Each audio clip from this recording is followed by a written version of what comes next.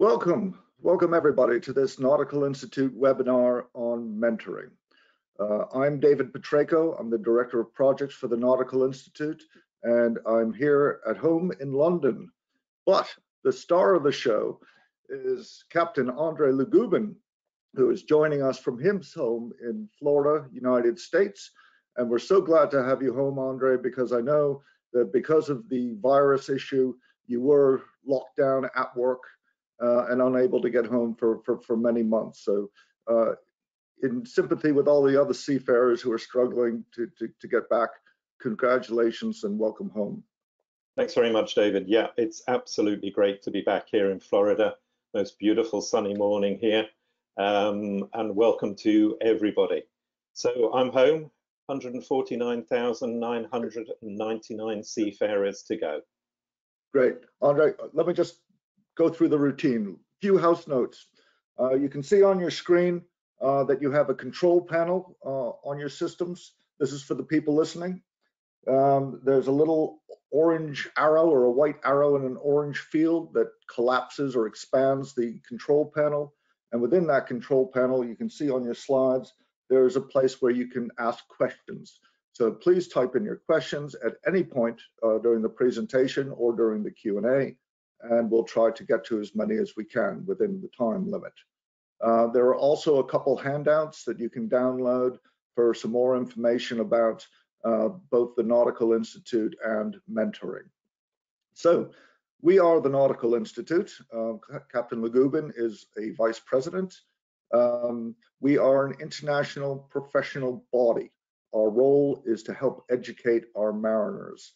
And what I like is we have a mission to support those in control of seagoing craft. And that was written nearly 50 years ago. And what I really like about it is it doesn't say support the captain. It's those in control of seagoing craft, recognizing that everybody, particularly on board, all ranks, have control of the seagoing craft and have to be educated. And a big part of that is mentoring. Everybody who's ever had somebody that gives them some good advice out at sea and has benefited it knows the value of mentoring. So that's what we're here to do, is to promote that.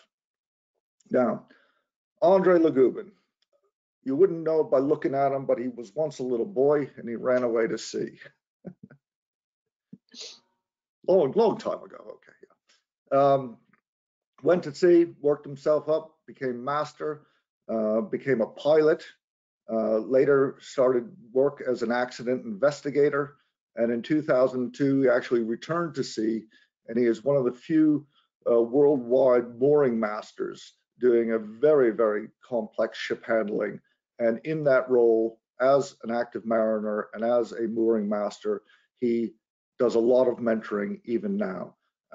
He has written the book on mentoring at sea that we publish. He's put a lot of thought into mentoring over the years. We've had a lot of conversations about it. So I'm really looking forward to hearing him talk about it again and educating all of you. So André, over to you. Thanks very much, David. I have to transfer. So much for being slick.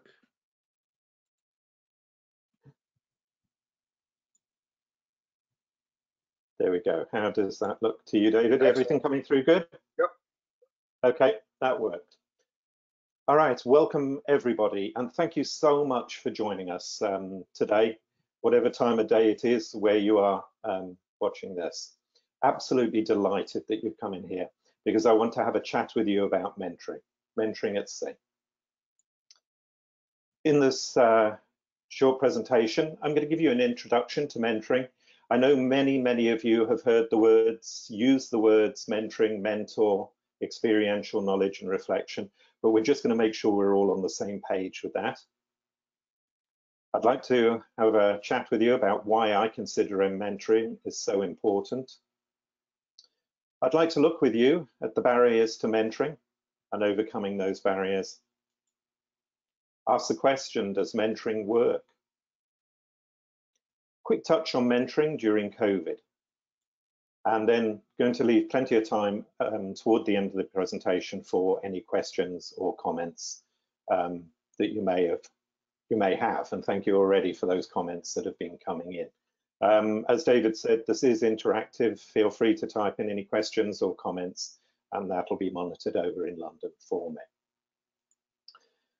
Thanks to David for the very nice introduction. As he said, I've gone up through the ranks. I joined the Nautical Institute in 1984, actually on my first trip to sea as third mate. Before that, I felt I couldn't afford it. But once I got promoted, I had enough money to join the Nautical Institute, and I've been a member all the way through, and now I'm very honoured to be a vice president of the Nautical Institute. I've benefited so much from my membership in the Nautical Institute over the years, and it's helped my career development so much. To those of you who are not members, I can only recommend it to you. I'm also owner of a company called DNA Marine USA LLC, and I offer expert witness services to the maritime community. But I do that when I'm on leave, because I have a full-time job as a ship-to-ship mooring master, conducting underway STS oil transfers, primarily in South America and in the Gulf of Mexico. In fact, I consider I've got one of the most exciting jobs in the merchant marine. As I promised you, let's have a look at, as an introduction then, to some words that we use as for mentoring. First off, let's look at mentor. The Oxford English Dictionary, sorry, bear with me just a sec. Sorry, the Oxford English Dictionary describes a mentor as an experienced and trusted advisor, and sources the origin of the word as from the name of Mentor, the advisor to the young Telemachus in Homer's Odyssey. But unlike Mentor, you don't need to be an experienced and trusted advisor. Mentors are not mythical creatures, and they're not cloaked professors. When I'm giving a talk on mentoring at conferences, at this point, I ask you to look at the person sat next to you and then back at me.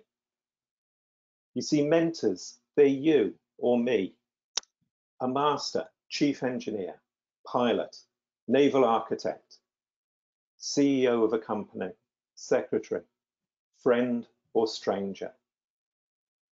In fact, anyone will share a piece of knowledge or experience. Now, what I'd like you to do is actually think of a mentor.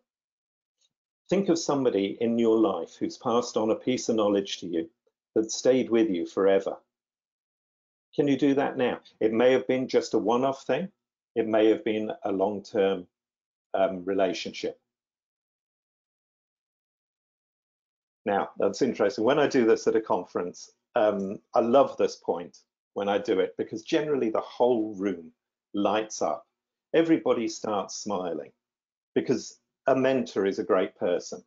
It's a happy thought, you know, and we sit there and we smile, and I can see it. Now, I wonder, are you a mentor? Do you consider yourself a mentor? Perhaps you're a mentee, somebody who is being or needs mentoring. Perhaps you consider yourself both or neither. David, can I come back to you and just ask you to conduct a quick poll to see where people stand?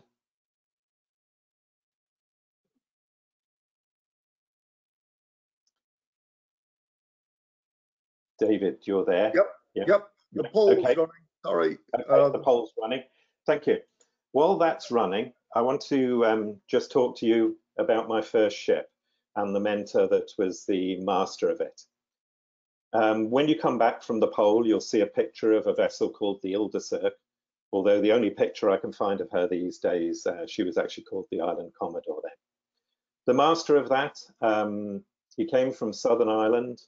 He was a very strict and principled man, and I believe he ran away to sea from Southern Ireland prior to the Second World War.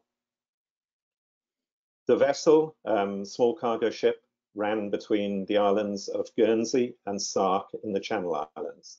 You see, I was born in the island of Sark and then grew up on Guernsey. David, you've got some results for us. Yep. Can you see those, Andre? So I can. 70% both. That's interesting. Yep, 25% of you think yourself as mentors, 6% of you just mentees. Lovely. And I'm delighted to say 69% of you are both. And in fact, if I was taking the poll, which I can't do because I'm presenting the show here, if I was taking that, I'd actually click in both. Because although I spend a lot of my time being a mentor, I actually need experiential knowledge myself. I learn from my colleagues, I learn from a lot of different people, and I'm learning all the time. So I'm actually in the both category. And now we're back on the presentation. I think you can see the picture of the Ilde Cirque there. No, we're still on the mentoring slide. Okay. Sorry, my apologies.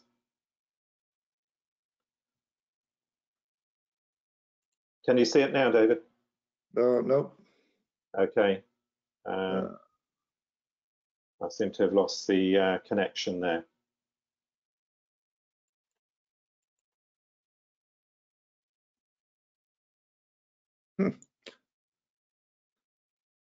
Okay, Andre, my apologies to everybody who's watching this.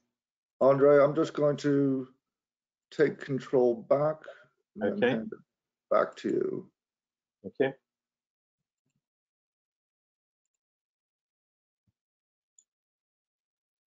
How are we doing now? Okay. Yep. Okay, my apologies to everybody for that. My forte is driving ships, not driving computers, I'm afraid. Here we go. Ilde Cirque, built in 1942, 103 feet long, carried 100 tons of cargo in a single hold here with a single swinging derrick, and also managed to pack in 138 passengers. And as I say, the captain of that ship, at the age of 12, he took me under his wing, and he taught me the old-fashioned art of seamanship. And I grew up as a deck boy on that ship at my weekends and in my holidays, whilst I was still at school, and signed on it as 16. And then went off on slightly bigger ships when I was 17 and 18, and ended up leaving school with 6 months sea time prior to leaving school. How I wish the industry allowed that to happen these days, but sadly it doesn't.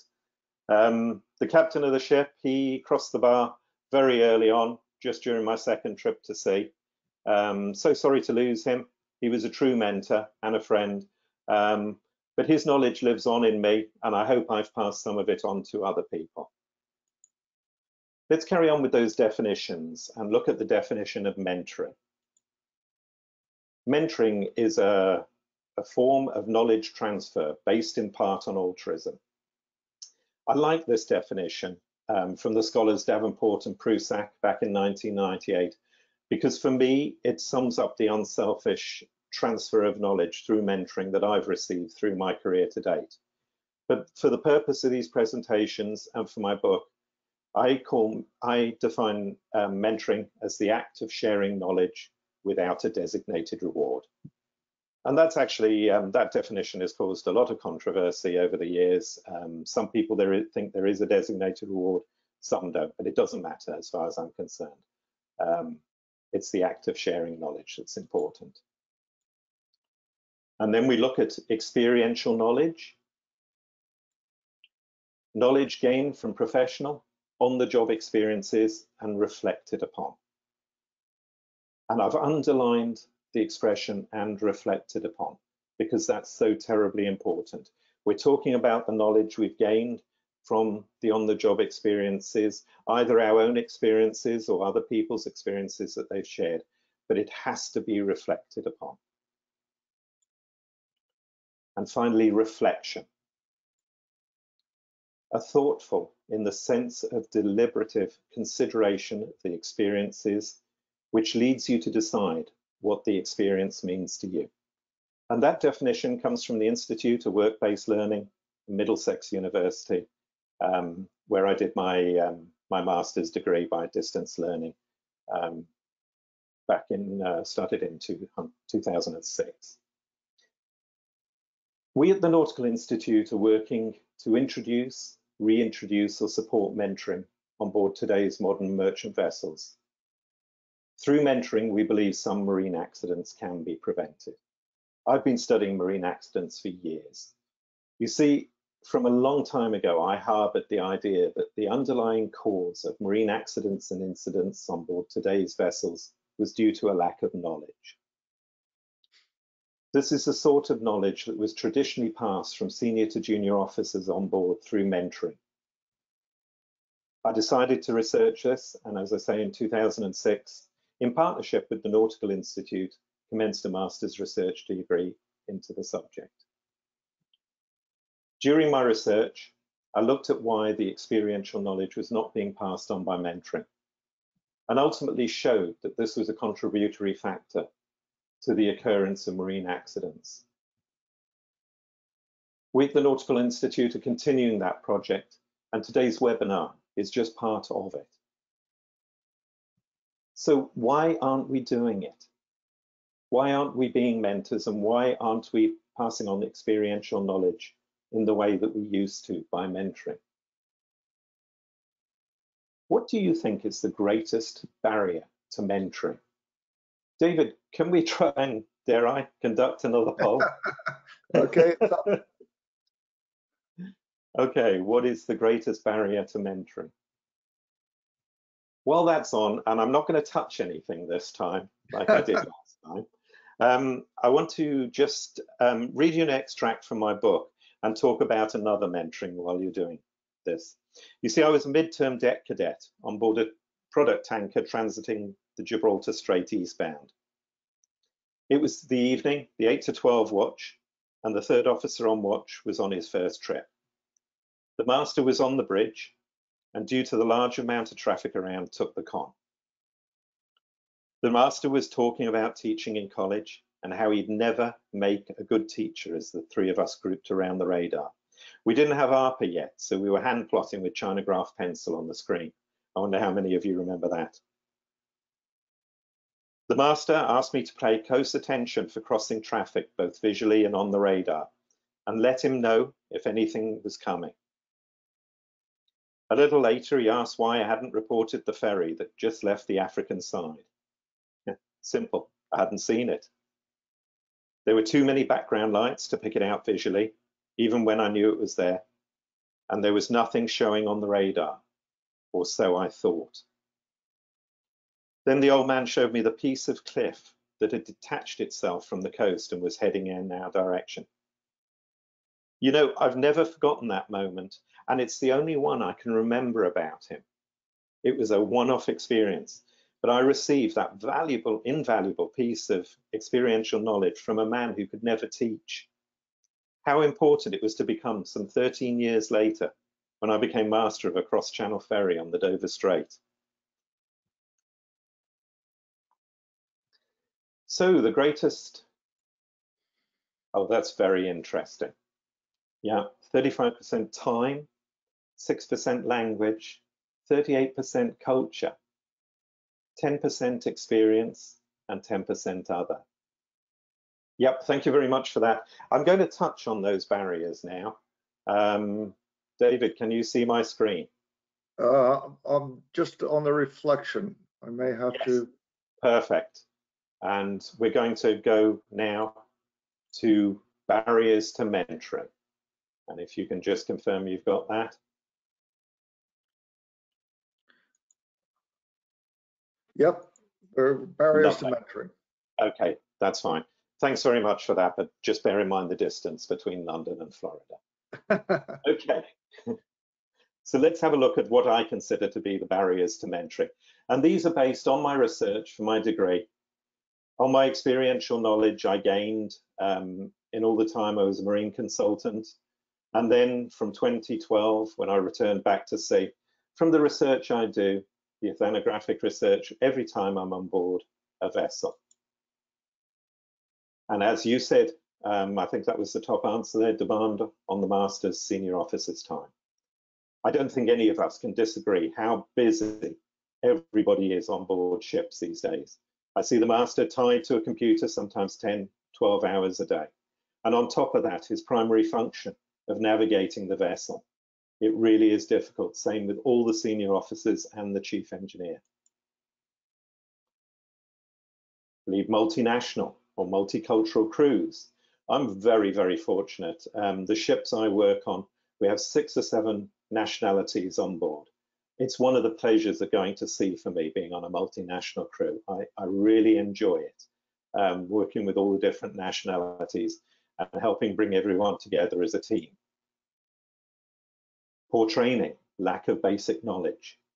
How can we pass knowledge on if we don't have it ourselves? Attitude and lack of interest. This has come up even in the comments we received yesterday when we were broadcasting for them. You know, the attitude of some people, lack of interest.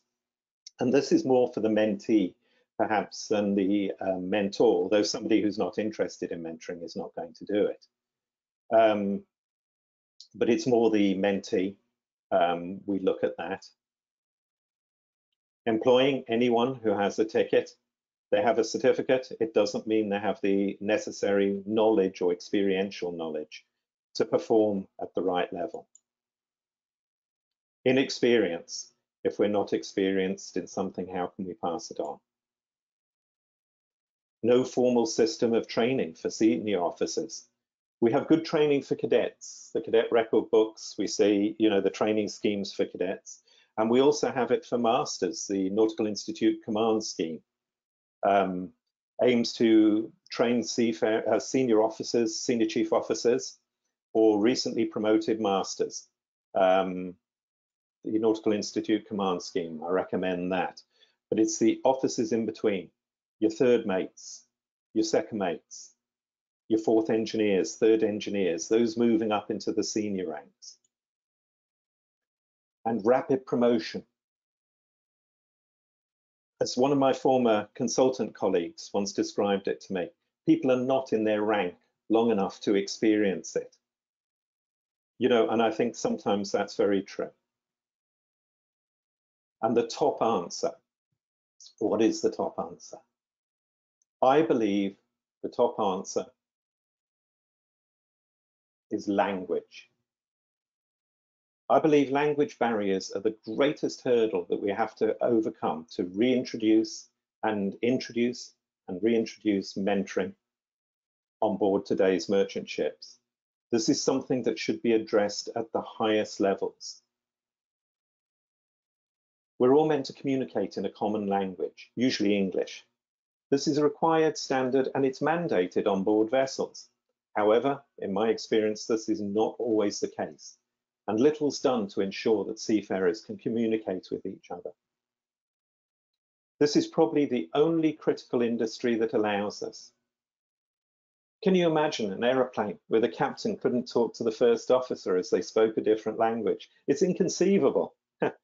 Or so I thought, up until recently when I heard anecdotally that this does actually happen. Okay. So I can almost hear you thinking, this is all very well, but where am I going to get the time for all this mentoring? Well, I understand that, but mentoring takes very little extra time when you incorporate it into your work routines, your ordinary onboard routines. Let's have a look at overcoming those barriers. And let me introduce you to my 10-minute challenge. It's the subtitle to my book, The 10-Minute Challenge, because that's all mentoring need take. It only, if you incorporate it into your daily routines, 10 minutes extra is all I'm ever asking for.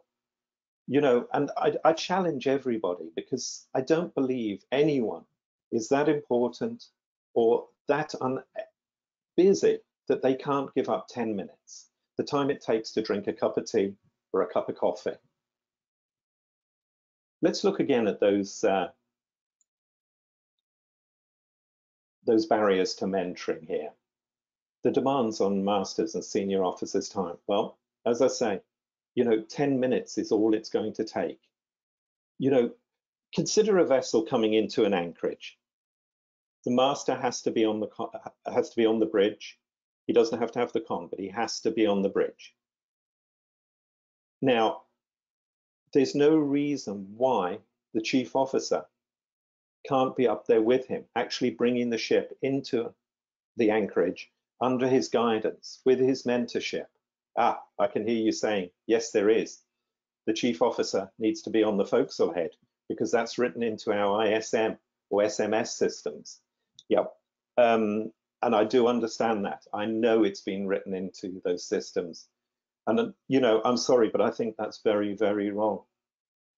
In my opinion, there's no reason why it has to be the senior officer forward.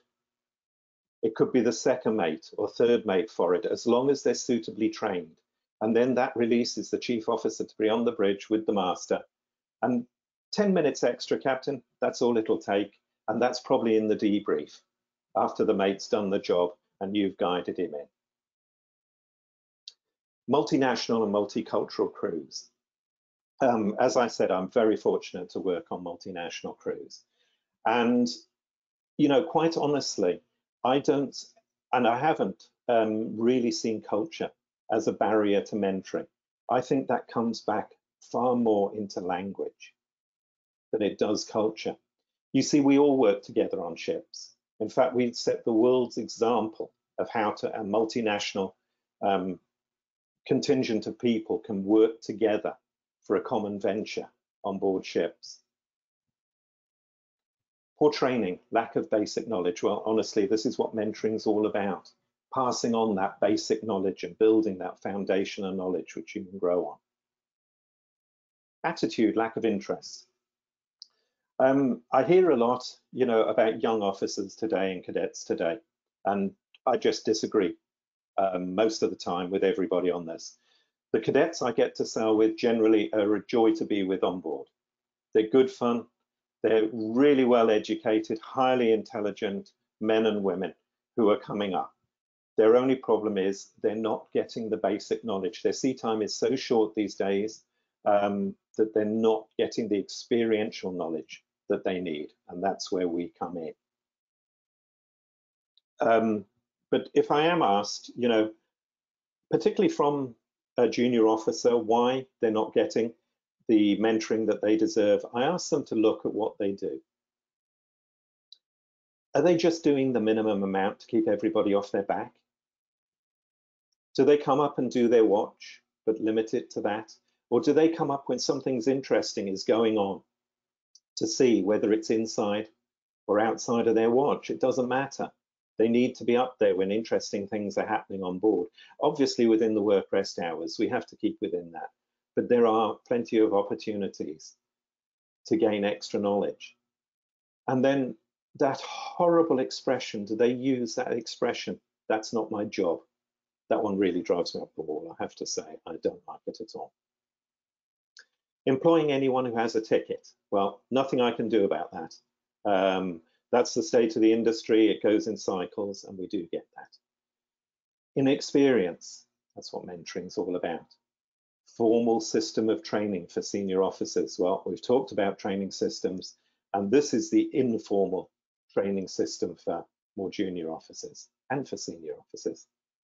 And rapid promotion, that's why we need mentoring, to get everybody the experiential knowledge as they're being promoted. And then language. How do we deal with the language barriers? And I must say, what I have found on board ships is that when you have two different nationalities, particularly when the senior officers, the master, chief officer, chief engineer, second engineer, are one nationality and everybody else is another, then the senior officers speak in one language, everybody else speaks in the others. They only speak to each other when they want something, and there's no social conversation at all.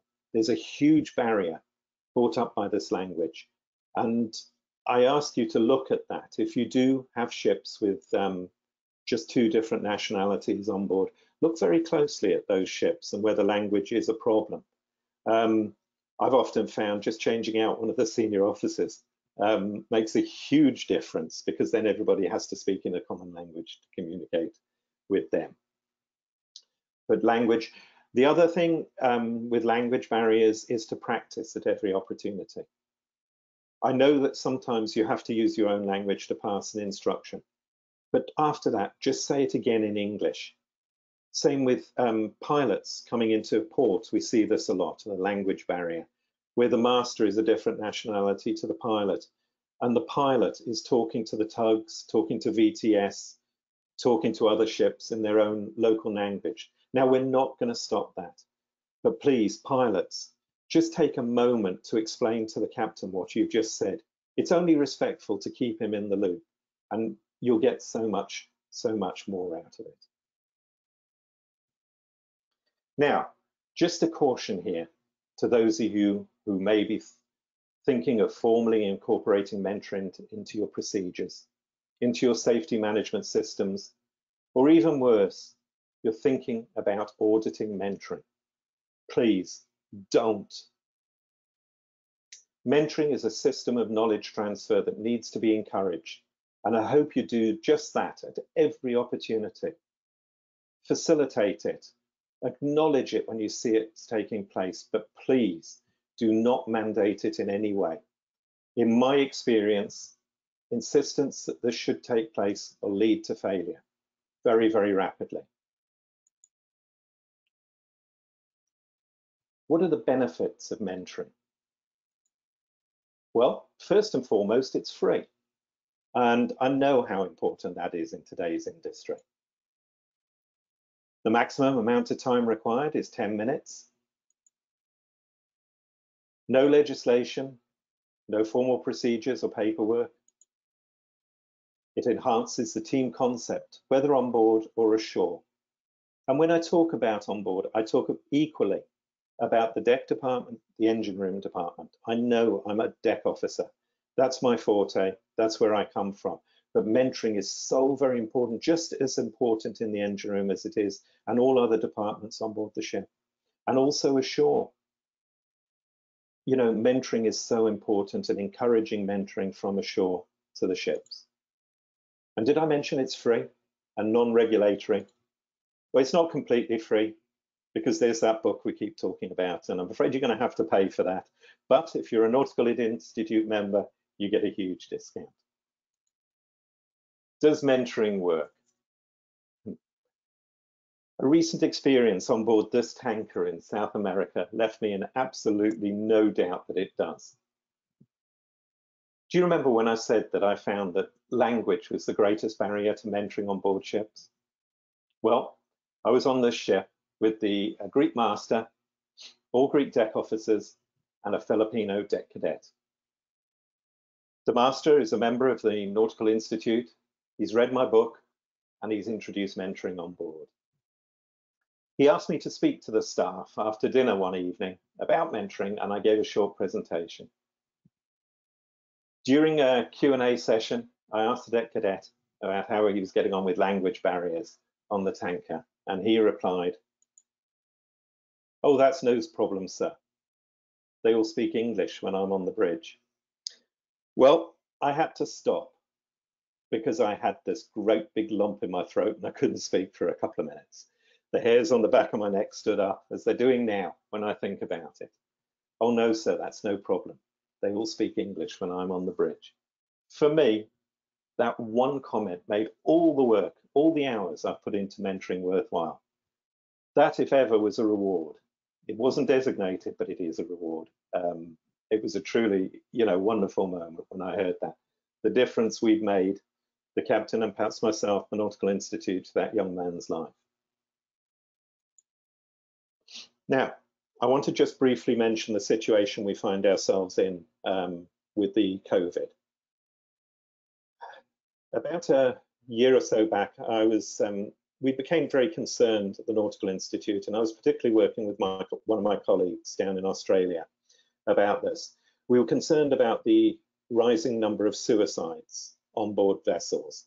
Maybe it had come to the forefront more, I don't know, but it was believed that the actual number of suicides was rising.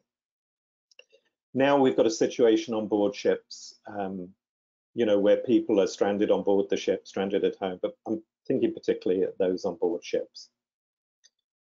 I want to take you back to your very first trip to sea. 5th of October this year, it'll be 40 years for me when I joined my first ship in Sheerness, a small reefer. Oh, the excitement I felt, but also how scared I was, the trepidation I felt. I was scared stiff. Yeah, heading off to sea, first time properly away from home. You know, because in those days, absolutely no internet. You know, and nowadays, maybe on a multinational ship, where you might be the only one, the young seafarer may be the only one speaking their language. And then we throw on top of that COVID. These youngsters have got enough on their plate without the worries. They're worried sick about what's going on at home. Maybe their communications aren't very good and they're worried that, you know, maybe they're not telling them the truth at home. You know, onboard communications are not good. Or there may be no internet access. Or as we see on some ships, you know, there is internet access, but it's very expensive for the crew member. What I'd ask is all senior officers on board, please take a few minutes. It's only going to take maximum 10 minutes out of your busy schedule. And would you just talk to your junior officers and make sure they're okay? Have a chat with them, quiet, one-to-one basis, off the record. Listen to any concerns that they may have. See if you can help them, encourage them, and pass on your experience to them of how to deal with the situation. I'm sure you can do that. I would ask you to do that. And for those of you ashore, I'm sure there's some very senior people ashore listening to me at the moment. Please could you, if you can, get in touch with your ships. Speak to your senior officers on board, encourage them to talk to their junior officers, but would you just make sure that they're okay as well? Speak to them if you can. I know there's different time zones and that, but please don't send them an email. Make this personal. If you can, just pick up the phone and check that they're all right. There's been a lot in the maritime press over the last couple of weeks. And, you know, even a couple of days ago, we saw another suicide take place. You know, let's do everything we can. When I finish all my presentations at the moment, I finish up with a final statement. Here it is.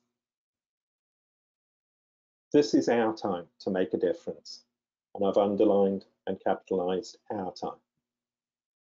Because this is our time to make a difference, yours and mine. And it doesn't matter who you are, what age you are, what rank you are, or what position you are in your company. This is your time to make a difference. Please make a difference. You might be very surprised what we can actually do. Maybe now so, more than ever. Thank you. David, can I come back to you in London and just see if we've got any questions, any comments, if anyone's still with us?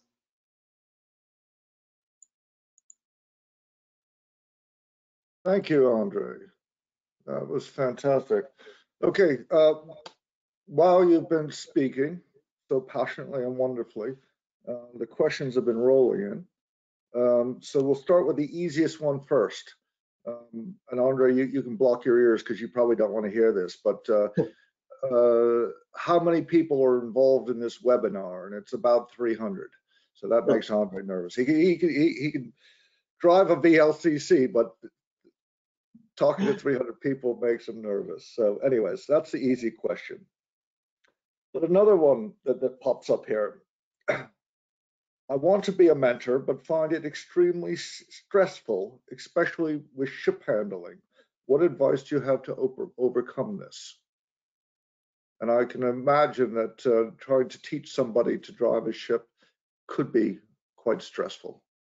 Well, thank you for that, David. That's actually a great question to start with. And it's not the first time I've heard this, and I've heard this from some really, really senior people at sea, you know, that they do find it stressful. And yes, I agree, it can be stressful. But my advice to you, if you're finding it stressful, if you want to be a mentor and you haven't started yet, is start small. Start really small, just with one thing. Of course, it could be that one piece of experiential knowledge that makes all the difference in somebody's life, but you'll never know. But just start off small. Don't try and do a huge thing. just try and do something small. Let me just give you a quick example, if I may. A couple of weeks ago, I was up on the bridge of a fully loaded Suezmax tanker, 274 meters long, conventional tanker. And I'd given back the con of the vessel to the master, and he'd passed it on to the second mate and gone below. The second mate was on watch, and he was there with the fourth officer as well.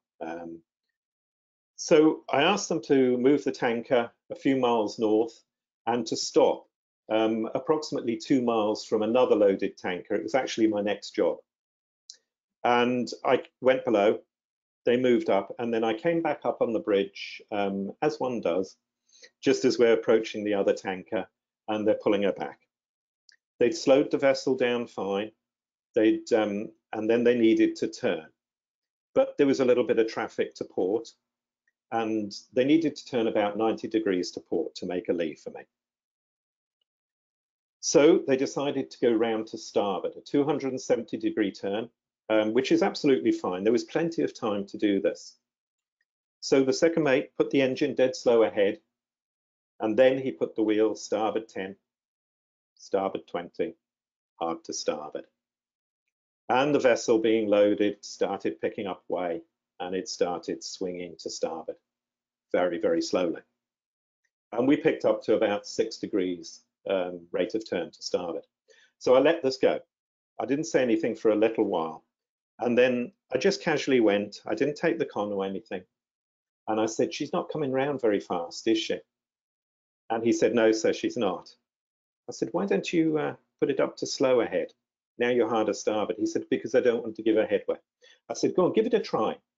I said, just push it up. So he pushed it up to slow ahead. It didn't, of course, with the wheel hard over, it didn't give it a lot more headway, but it increased the rate of turn. And I said, I tell you what, I said, you've swung the ship fine, but to make it better next time, before you put the engine dead slow ahead, put your wheel hard to starboard. And I said, that way, then when you put the engine dead slow ahead, you get all that turning moment. And I said, as soon as the ship starts turning, we talked about the pivot point and all that. I'm going to make this as brief as I can. But basically, I said, next time you try that, try putting the wheel over first and then kicking it dead slow ahead. And I left it at that.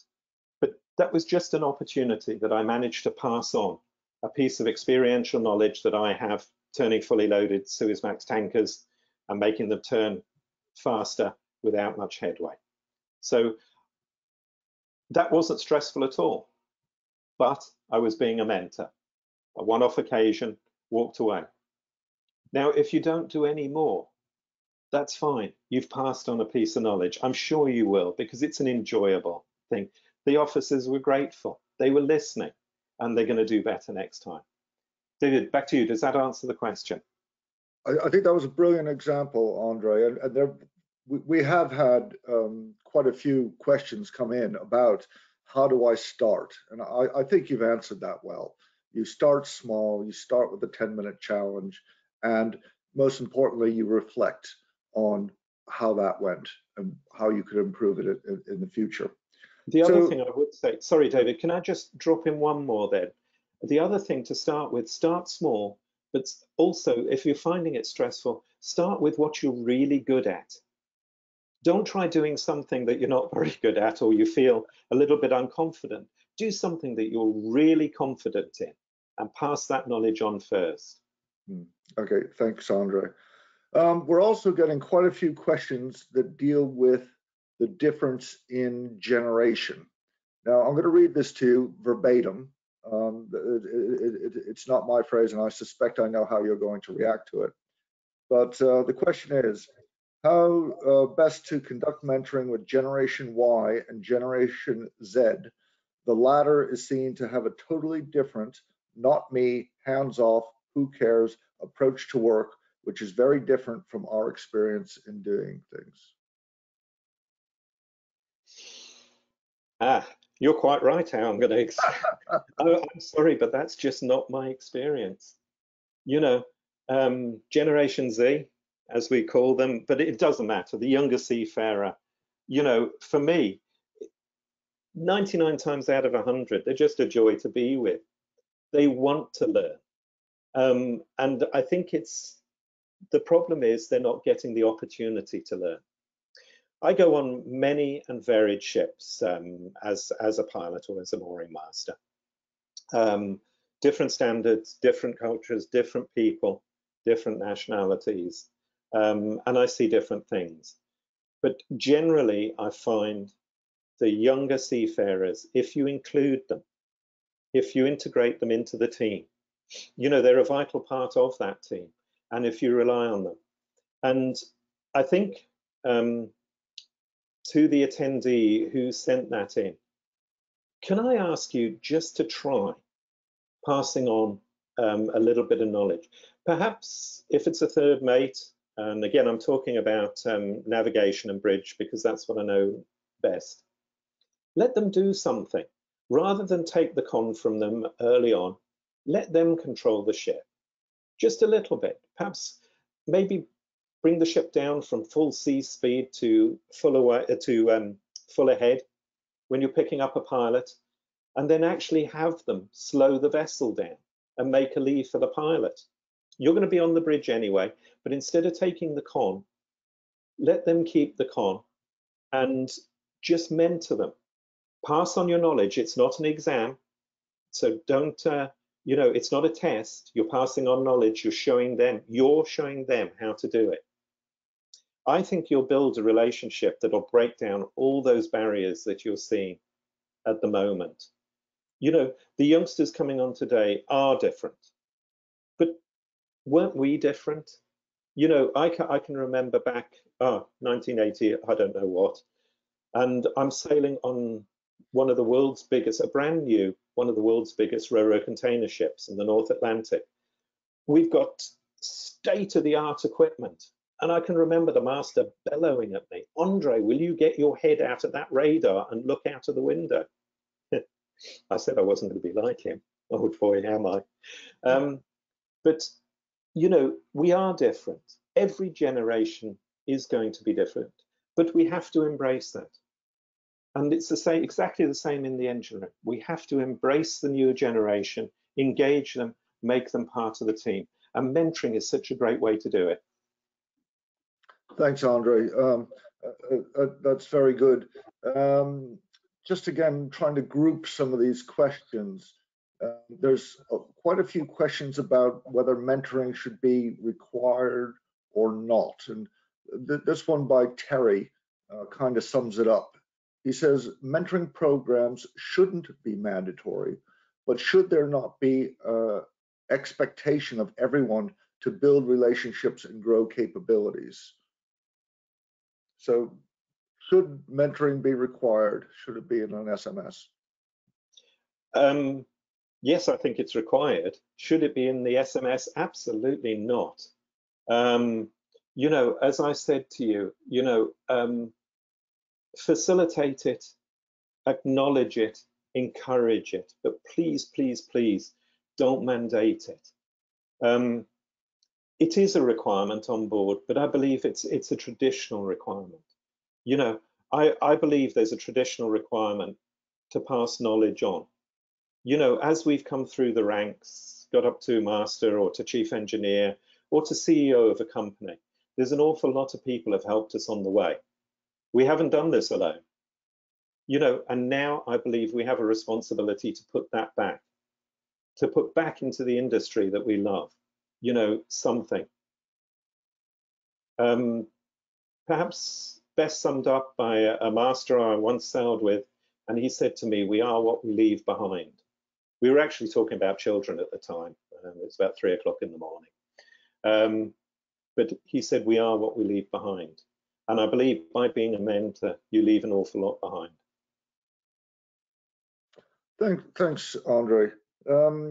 Another question, and again, this is echoed by quite a few people.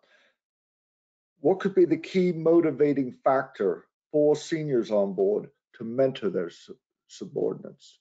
So perhaps from a company point of view, how do you build a culture within your company where seniors feel, one, comfortable, but also motivated to mentor? How do you build that culture? I think probably by the difference that it makes, and it's so hard to quantify this or to qualify it. Somebody said to me recently, there's no actual scientific evidence that mentoring works. You're absolutely right. There probably isn't any scientific evidence, but does it work? Lord, when I went on that tanker in South America, I saw it at work. I'm in no doubt that it works. And I think within a company, safety is paramount on board our ships. But with a culture of mentoring, I believe that, safety is greatly, greatly enhanced. We're building relationships, we're looking out for each other, we're passing knowledge on. And you can use mentoring to enhance your safety systems. Some people might have read an article I wrote, a year, 18 months ago in Seaways, where we looked at safety and how we deal with incidents on board ships and how we get together as a group and we discuss an issue that we've had, we fill in the necessary forms, we send it off to the company, and we move on to the next thing. But my worry is that nobody takes the people involved aside on a one-to-one basis, hand on the shoulder job, or we don't do that anymore, but from a distance, but they take them aside in complete private and talk to these individuals about why something happened, what went wrong, especially if it's a young officer and something's happened to one of the crew, why they weren't looking out for them, why they weren't taking a holistic view of the operation and stepping back. Now, by having that culture, you're still complying with the SMS, the ISM systems, you're still filling in all the company requirements, but you're just taking it one step further by mentoring, by taking 10 minutes out of your busy schedules. And I believe you're going to enhance your safety on board the ship. And that, at the end of the day, is what we're there for. We're there to get the ship from A to B. We're all part of that team, but we're there to do it safely. Yeah. Thanks, Andre. And I think in addition to taking somebody aside when something's gone wrong, I think it's also useful to take somebody aside when things go right, and to be able to say, that was really well executed. I was watching you. I noticed that. That is the right approach to take. So both ways. Now, this is a question from Leslie, and many like this, but it's a simple question, but probably not with a simple answer. What makes not for me? What makes a good mentor? Oh, that's an interesting question. I wonder if I can actually answer that. I wondered as well. Leslie, that really is for you to decide. There is no, there's a book on this, which we keep mentioning, Mentoring at Sea. There is a book on it, but thinking about it, it doesn't actually tell you, what makes a good mentor. It'll give you some ideas on how to be a mentor. A good mentor is actually that, somebody who passes on their experiential knowledge.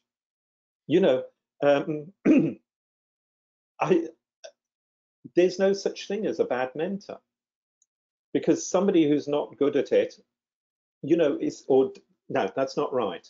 Somebody who doesn't want to be a mentor cannot be forced to do it. They're not going to be a good mentor. So I suppose a good mentor is just somebody who wants to do it. They're not being rewarded for it, but they just want to do it for whatever reason. They want to pass on a piece of their experiential knowledge. And Leslie, I'd say to you, like I did right at the beginning of the presentation, think of the mentors you've had in your life. Those are good mentors.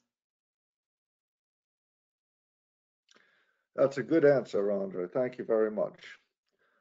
Now, again, grouping these a little bit, but there's a lot of questions around technology. Now, obviously, on the bridge of a ship or in the engine room or the cargo control room, there is a lot of technology. And I think mentoring can probably go both ways. But we also live in a digital age. And although we're talking about mentoring at sea, are you aware, have you used, do you know of how people are using technology for positive mentoring?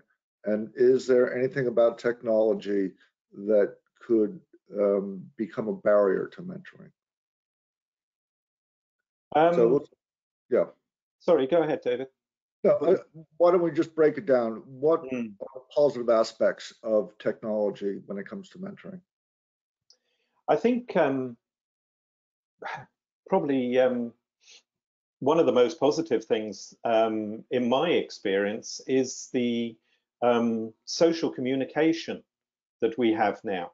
We have a number of informal groups, and personally, I use WhatsApp because I find that really useful at sea because it seems to use very little bandwidth. And we can share knowledge. We do that at work. It's very informal. There's a crowd of us and we share knowledge. And I think probably that's the best thing because we can share knowledge. You might get a mentor on a ship that's really helpful to you, and then you part company, either you pay off or he or she pays off. And you can still be in touch with those if both parties want to. You know, it can help encourage longer term relationships. I hear stuff now from people I've been with in the past, people I've sailed with, and that they've got in touch with me through LinkedIn, which is a social medium I like. You know, the Nautical Institute group, we've got over 20,000 members on that, and I'm seeing people appear on that I haven't seen for 20, 25 years, something like that, you know, and we get in touch again. Social media is so useful for that. Access to resources.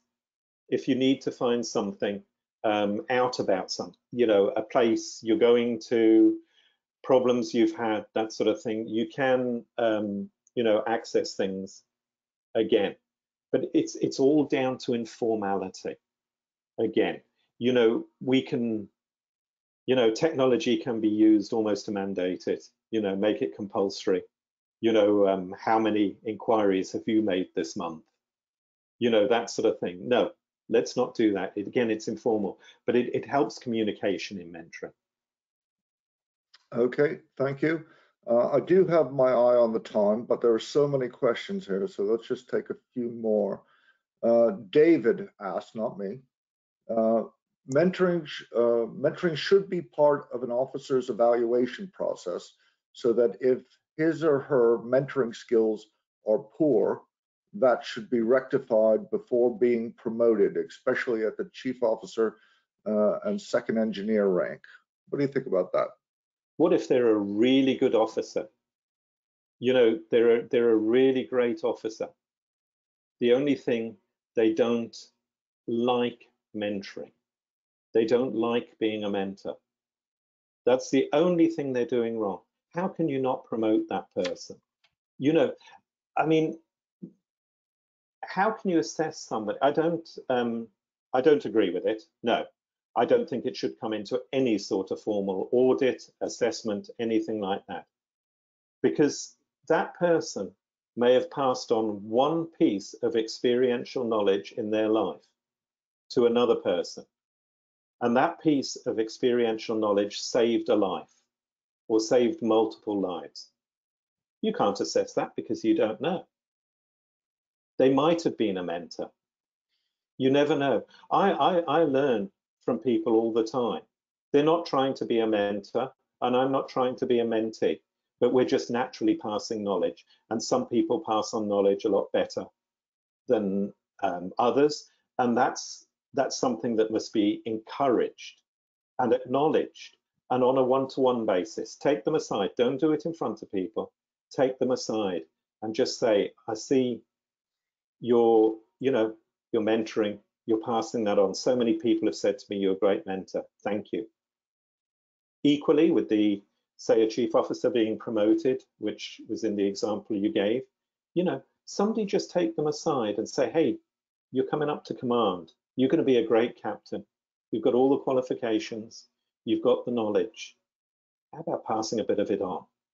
You know, this is the time to make a difference. This is your time to make a difference.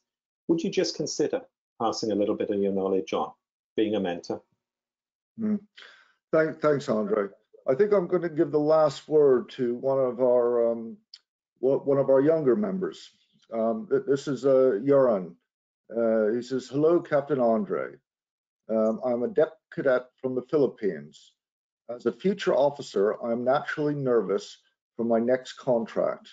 Any pointers for officers who will embark on their first contract as third mate?